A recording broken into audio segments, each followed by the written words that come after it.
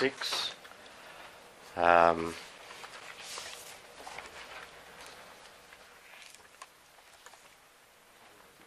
which is the Community Engagement Strategy Development for Development Assessment. That is on page 182. These are the recommendations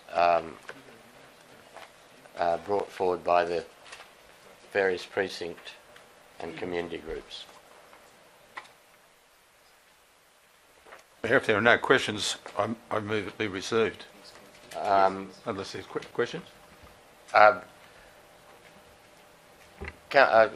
think there is a question. Oh, okay. Councillor Sloan. Well, Mr Mayor, I passed on to all councillors and directors for comment a few minor amendments this morning. Yes. I got some comments back and I've incorporated those.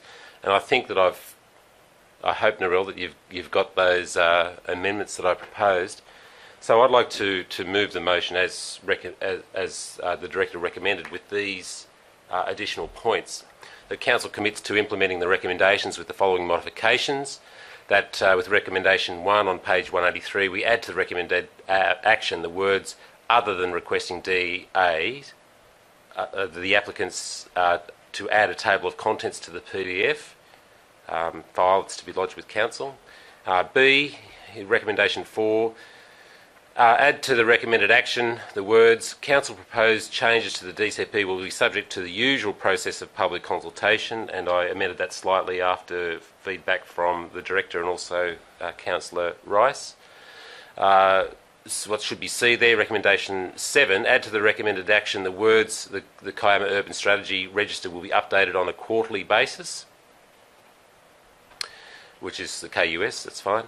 And then 2, Council further commits to providing quarterly updates on the implementation of the recommended actions, and I thank Councillor Riley for his suggestion to lock in a regular update, Mr Mayor. So I'd like to move the recommendations with those additions, please.